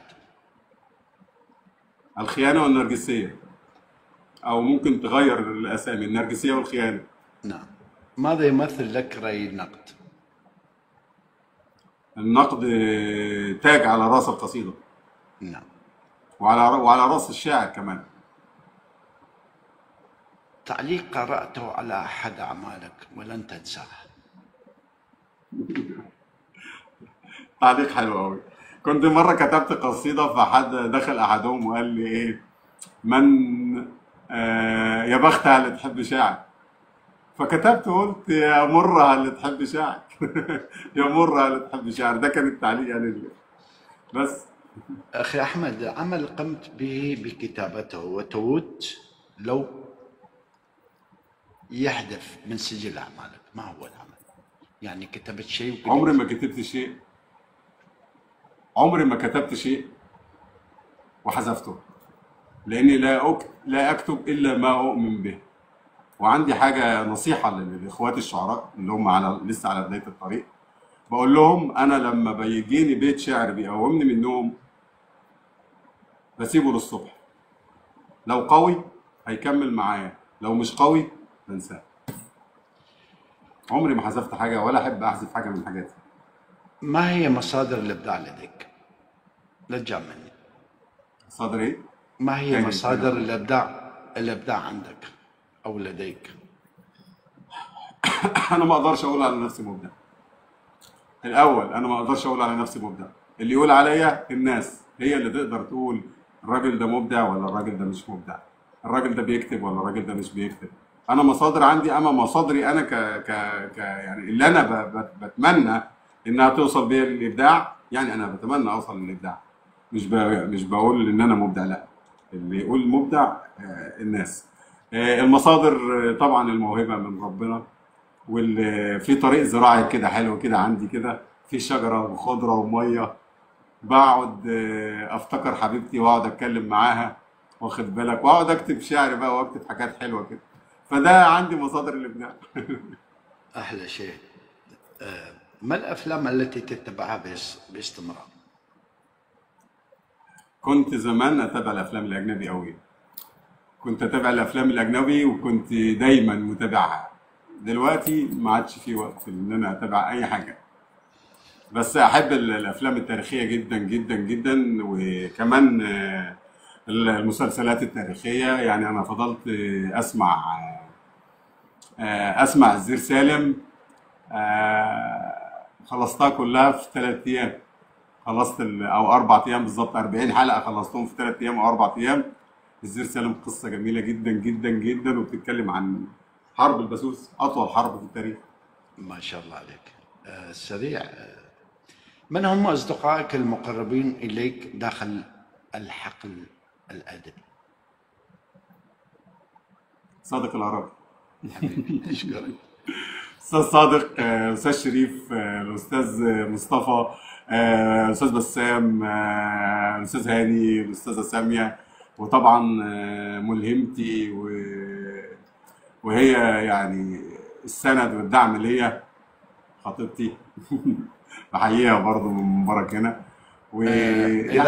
اذا تحب خطيبتك تسعد اعطيها جيست واخليها تتفضل والناس تتعرف بينهم. يا ريت تصعد، هي ما بتصعدش، يا ريت تصعد. انا بديلها الاذن تصعد، بس هي لو عايزه تصعد ماشي. هي حره، يعني ما بتتكلمنا، احنا ما راح نحرجها باي سؤال، بس تكون اوكي. لو تحب تطلع تتفضل، تكون متواجده معك، خلي تكتب لنا واحد لكي نساعدها. اذا هل لك من قراءات في الادب العربي؟ نعم. هل لك من قراءات في الادب العربي؟ نعم انا طبعا متابع جيد وقارئ لابراهيم اصلان، لاحمد خالد توفيق، طبعا كتاب كتير عظماء، طبعا المبدعين صلاح جاهين، احمد فؤاد نجم، الابنودي، الناس دي كلها طبعا اساتذه وقامات كبيره جدا جدا، واحنا بنتعلم منهم. وكل ما اقرا كتاب لازم الاقي النور بينور طريقي، باخد فكره جديده. ان شاء الله يكون الطريق. كمان نسيت خالد الشيباني رائع. نعم، ربي يكون طريقك منور على طول، وانت تستاهل كل الخير. حبيبي تنور الدنيا. ما وجهة الشبهة والاختلاف بين كلا من الادب العربي والغربي ومن وجهة نظرك؟ الادب العربي بيتميز بالاصاله والعراقه والطابع الاسلامي، اما الادب الغربي فهو بيعتمد على الفلسفه، او يتميز بالفلسفه الغربيه وتجربتها بقى وتاثيرها في التحرر والتقدم. ده باختصار جدا، يعني شيء بسيط. نعم. نسمع قصيده ونظل نستمر بالاسئله. تفضل. اوكي، نسمع قصيده اقول لها بقى: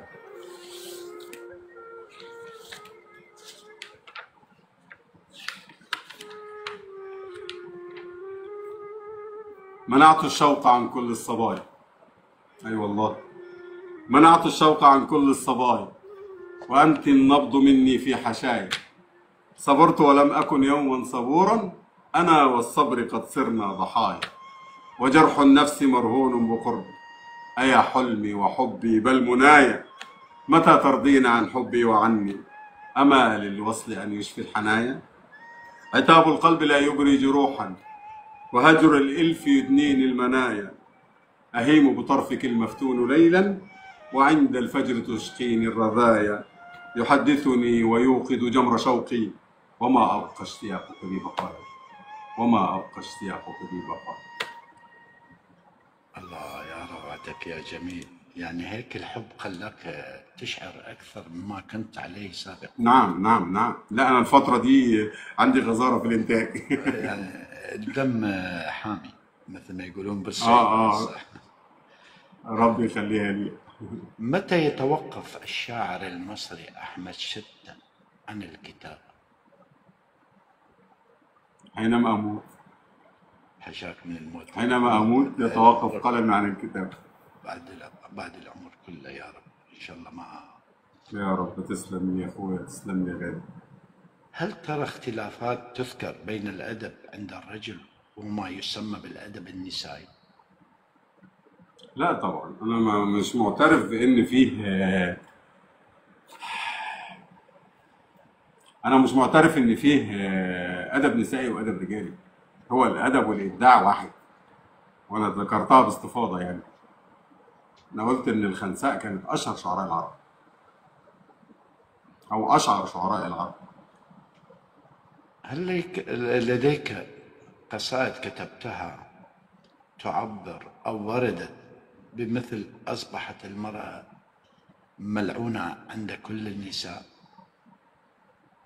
أنت مريت في ظروف. أصبحت ملعونة عند كل النساء. أنت مريت في ظروف وكنت في كواليس. نعم نعم نعم. يا ريت لو نسمعها والجمهور يسمعها منك. تفضل. وأنا كنت كتبت حاجة بتقول: وكل مصيبة في الأصل أنثى، وكل الشر من فعل النساء. تبعث حقدها فينا صباحا، فيؤتي أكله عند المساء. هنا هاجوا عليا بقى الدبابير وقالوا إن أنا عدو المرأة، بس الحمد لله ربنا تاب عليا. يعجبني عندك كاريزما جميلة في أسلوبك، بس أنا راح أنتقدك. أنت مستعجل في قصائدك، أتمنى لا تستعجل ولا تكون عجول في قصائدك. حاول الشطر تتحول من شطر إلى آخر. لا تزعل مني، أنا أخوك الكبير كمدرس شاعر، وأنت تعرفني. أنا لو غيرك ما أتحدث بهذا الأسلوب. على راسي طبعا، على راسي، ده شيء يشرفني. نعم. ما قيمة الدنيا بأسرها في نظرية إذا دخلت من عشق النساء؟ فمنذ 45 سنة أحمد شتى إذا ما خاب ظني العمر وأنا أبحث عن أمرأة، وهل يزال أحمد شتى يبحث عن حب ما؟ طبعا أنت بحثت عن الحب. هذا السؤال ما كنت أعرفه وأنت فاجأتني به وفرحت به. كنت محضر لك هذا السؤال: ما قيمة الدنيا بأسرها في نظر إذا دخلت من عشق النساء؟ فمنذ 45 سنة عاما يعني وأنت تبحث عن امرأة، هل يزال أحمد شتى يبحث عن حب ما؟ بس أنت فاجأتني بالدخول. نعم، هاي كنت محضر السؤال كصديق يعني. نعم. وجدت ضلتي وفرحتك بيه النهارده. أنت وجدت المرة اللي تحبها. أنا قلت لك السؤال ما تحب تجاوب عليه، لا تجاوب عليه من حقك، هاي حقوقك. لا عادي عادي خالص، أنا عندي استطاعة أن أنا أجاوب يعني. ما مواصفات تلك المرأة التي تشير إليها في كتاباتك؟ عندك وقت؟ عندك وقت؟ عندي وقت. عندي بعد 20 دقيقة. تفضل. طيب. حنونة، طيبة، سند، مثقفة، تحب الشعر، تحبني جدا وأنا أحبها جدا. بالنسبة لي هي كل شيء، وأنا بالنسبة لها كل شيء. ويعني هتعوز ايه من الدنيا غير حد يحبك وحد يخاف عليك وقلب يحبك وقلب يطمن عليك في كل دقيقة، وانت تطمن عليه في كل دقيقة، تكون معاه في كل وقت وفي كل سنة وفي كل ثانية تكون معاه. عايز ايه تاني من الدنيا؟ انا عن نفسي مش عايز حاجة من الدنيا غير الإنسانة دي، أو غير القلب اللي يخاف عليك والقلب اللي يحبك. وأنا بحمد ربنا وبدعي في كل صلاة إن ربنا يتمم بخير ويتممها ويجعلها من نصيبي. فده كل أمانية. يعني كيف فادعي لي أخوي. أنا أدعي لك على طول بكل قلبي، أنت وكل الناس أحب يكونون أحسن مني. كيف اختاريت حبيبتك وما أهم الصفات التي هي جذبتك إليها؟ بتقول إيه يا فندم؟ الصفات؟ أنت معي ولا ويا حبيبتك؟ كيف لا اختاريت أنا بشوف كيف اخترت حبيبتك، وما هي أهم الصفات التي هي جذبتك إليها؟ سمعت عن حاجة بتقول لك أن الرائعون لا يلتقون في البدايات. هي دي، هو ربنا اللي اختارنا لبعض، والمقولة دي بتتحقق أن الرائعون لا يلتقون في البدايات، ولكن كل واحد بياخد النصيب بتاعه وبياخد عوضه وسنده، وربنا بيعوض. وأنا بقول لحضرتك هي دي دعوة أمي لي. ربي يحفظها لك يا عائشة، وإذا ميت يحفظها. الله يرحمها. هل لنا أن نعبر أن حبيبتك امرأة محظوظة بمثل هذه المشاعر اللي عندك؟ أنا محظوظ بيها، فممكن نسألها بقى. هل يمكن أن يسعى قلب الرجل لأكثر من امرأة يا أخوي أحمد؟ أنا ما سمعتش السؤال يا أخوي. أقول لك هل يمكن يسع قلب الرجل لأكثر من امرأة؟ وهل للرجل قلبين في جوفه؟ أنا دا أسألك سؤال أريد الرد، ما أعرف. لا، هو قلب واحد. أنا بقول أكو قلب واحد بس، أكو رجل يتزوج 4، هل له 4 قلوب؟ هقول لحضرتك حاجة. أنا الحب، فلسفة الحب عندي حاجة واحدة. فلسفة الحب عندي أن أكتفي بك ولا أكتفي منك، أكتفي بحبيبي ولا أكتفي منك. دي فلسفة الحب. ماشي. ما الأخطاء التي ارتكبها أحمد شتى في حق والديه وتخشى أن يكررها أبنائك معك؟ سؤال صعب قوي، بس هقول لحضرتك هجاوب. أنا أعرفك عشان كده أنا أعرفك يعني. لا حبيبي، أنت تقول اللي أنت عايزه وأنا هرد عليك برضه. الأول أنا والدي متوفي وأنا في أولى ابتدائي، ما لحقتش أشبع منه وما لحقتش أعمل فيه حاجة تزعله. والدتي الله يرحمها من 7 سنوات هي عاشت معايا قصتي وعاشت معايا عمري كله، والست دي الله يرحمها ويجعلها في فسيح جناته ويدخلها جناته من أوسع أبواب. الست دي أنا كنت تحت رجلها لحد ما توفت، وأنا بتمنى من ربنا ولو تعيش يوم واحد وأبوس جزمتها صبح وليل. عمري في حياتي ما زعلتها. فالله يرحمهم، وأنا والله العظيم راضي عن نفسي بعلاقتي بيهم، ودعواتهم موجودة معايا والله الحمد لله. راح نقول بعض الأشياء سريعة وأنت ترد عليها. كيف ينظر الشاعر المبدع المصري أحمد شتى إلى كل من الليل؟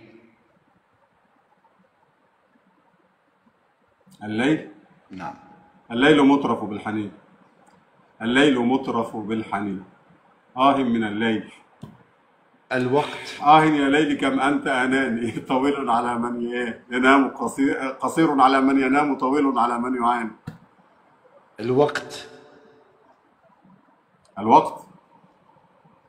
الوقت عندي مش ذات أهمية، يعني ما هو عنوان. بيضيع مني بسرعة. بيضيع مني الوقت، بيضيع مني بجد.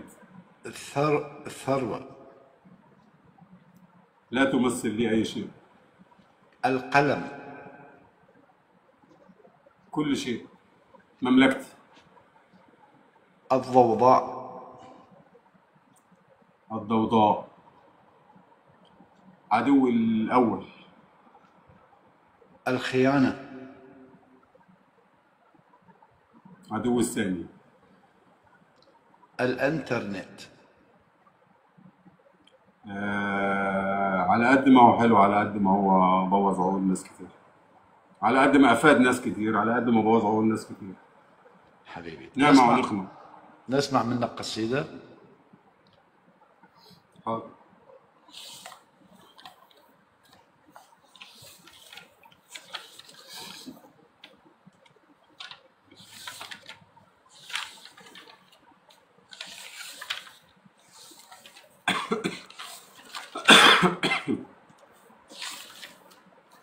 أقول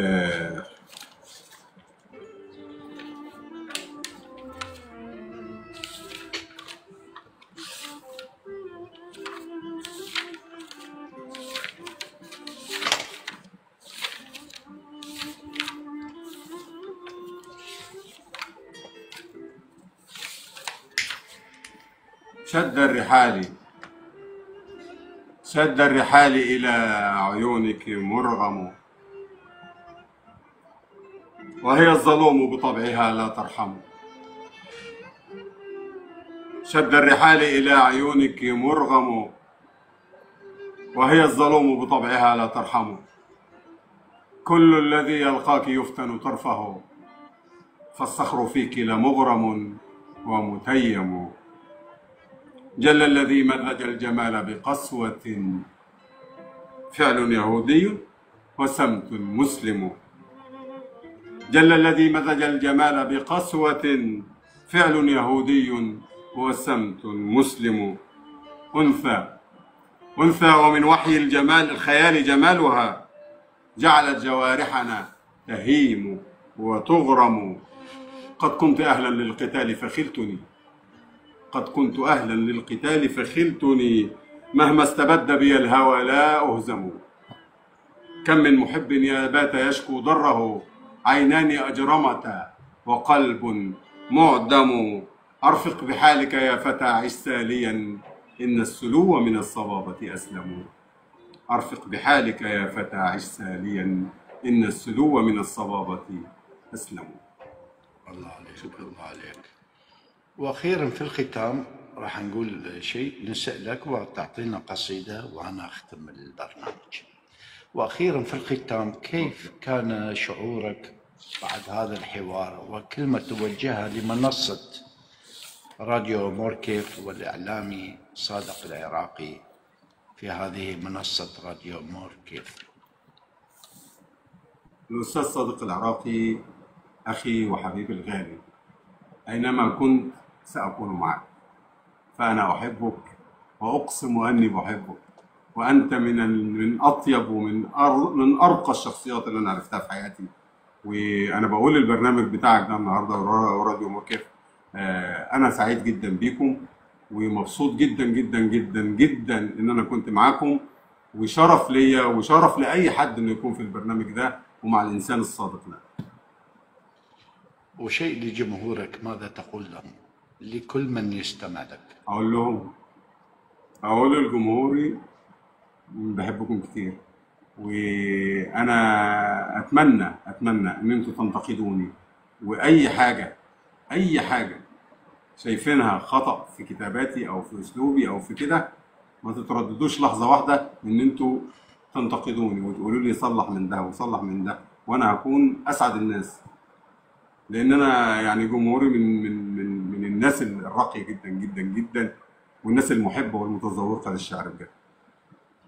الله، أنا أشكرك أستاذ أحمد. أنا راح أختم الختام وأقول: وأخيرا وليس آخرا، أشكر لكم حسن استماعكم، وجعلنا الله ممن يستمعون القول ويتبعون أحسنه، والله ولي التوفيق. وشكرا. الختام ختاما ولا خاتما للنجاح كان ذلك نموذجا مبسطا لمن أوعدناه لكم من الحب والاحترام والترحيب والإكرام، ونأمل أن تحوزوا فقرات إذاعتنا موركيف على رضاكم بعد الله، فما رأيتم من حسن فادعوه في ظهر الغيب، وأن تكونوا الآخرة فشأن الكرام ستر العيب، ونحن لا ندعي الكمال ولا نهرب من الاعتراف بالخطأ ولا نقول وداعا، ولكن نقول إلى اللقاء متجددا كل يوم، ولكم سلاما عاطرا كما بدأناه، والسلام عليكم ورحمة الله وبركاته. ودمتم بالعلم نلتقي، بالأمل نعيش، ولا نقول وداعا بل إلى اللقاء قريبا. لكم مني التحية، الإعلامي صادق العراقي. السلام عليكم ورحمة الله وبركاته. كل الحب والتقدير لكل المشاهدين والمستمعين. تحياتي مني أنا الإعلامي صادق العراقي. خلصت الفقرة. تسلم. أنا من البارح مجهز لك، أنا كنت معك لأنه بصراحة أنا أعرف ومعايشك، أنتوا بصراحة في مصر ما خليتوني أكون محتاج لشيء، كنت في جانبي أنت ومصطفى وشريف وكل الموجودين. وفي أغسطس من أغلى الناس عندي والله. الله يخليك. في أغسطس 24 كنتوا حيرين بأنه تاخذوني وتضيفوني، بس الظروف ما سمحت. أنا أعرف بهذا الشيء، عيون ترى. حبيبي انت في بلدك، انت في بلدك يا حبيبي والله. اشكرك والله. انتم خليتوا وجملتوا صورة مصر. صح انا تأذيت في مصر بكل امانة لك، لانه انتم عندكم مثل يقول هذا التور وخليه نحلبه لانه غريب، بس انتم جملتوا بهذه الاخلاق اللي شايليها انت وشريف ومصطفى والباقين اللي كانوا المجموعة معنا. بصراحة جملتوا مصر، وانا اقول لكم ربي يحفظكم لبلدكم، وهاي الصورة لازم انتم توصلوها لكل مواطن عربي عندما يأتي إلى مصر. أكيد. أنا من هذا المنبر أنا والله أشكر حضورك، والله أنتم إخواني وأعزائي. حبيبي تسلم. يلا أشوفكم خير. والله أنا مبسوط جدا إن أنا كنت معك. شكرا حبيبي. مع السلامة حبيبي. السلام.